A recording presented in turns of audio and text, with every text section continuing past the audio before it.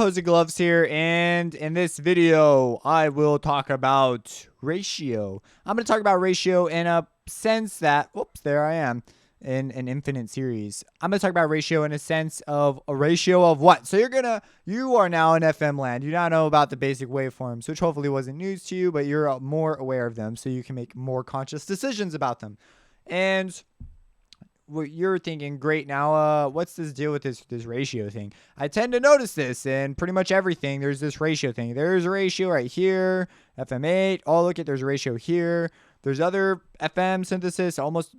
I have not seen one without ratio. I suppose it could exist. That would be unusual.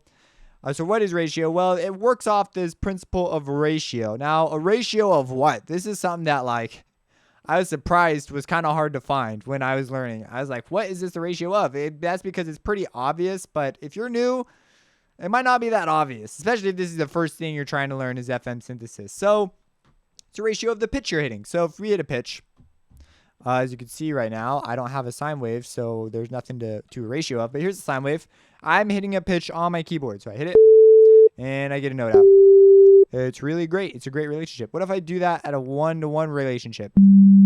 Well, the note that's coming out is the note I'm hitting because it takes that note and multiplies it by 1, it calls it good. So that's the note that comes out. So if it's let's just say I'm hitting A440, it would be producing A440. But if I hit ratio of 2, and you can see it here, if we come over here to the spectrum, it will double. If I go down an octave.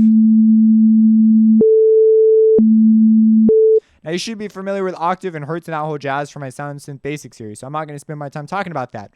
But I will talk about a different aspect of that. So we know, okay, well, that's half. So if you want to go to half here, you got to go to 0.5. What is this telling us? That every time we want to go up an octave or down an octave, we've got to double or half. So the next step would be 0.25 and then 0.125. Now, if we wanted to go up, we'd go first to ratio 1 as it's double. But if we want to go up another octave, ratio 2. Up another octave, ratio 4. Up another octave, ratio 8. All the way up to 64. Congratulations. You've reached the upper limits of ratio-ness. So as you can tell, these ratios, they get high really fast because they're these doublings in the logarithmic nature of our hearing and the way we perceive sound. Things tend to get high pretty quick. So it's important that you understand that this is simply a ratio of what I'm playing. So if I were to play a ratio of, like, say 0.0001, you can see it is moving very slowly. And if I come over here to the signal analyzer, you can see it moving very slowly. If I zoom out like a crap ton, which is one of the benefits of this analyzer, you can see a signal almost starting to form. I wonder how far I can zoom out on this. I guess that's as far as I can zoom out. But you could see that there's a very slow signal. This is called an LFO. And if we were to increase it, you can't hear this tone. It's too slow for you to hear. Your speakers are actually going back and forth really slowly. As I increase it, as I increase the ratio, so it's increasing ratio. Once I get to 1, it's playing the actual pitch that I'm playing. But now you can see that I'm actually playing ratio, and Wave Candy's doing weird crap here, so this is a little more useful.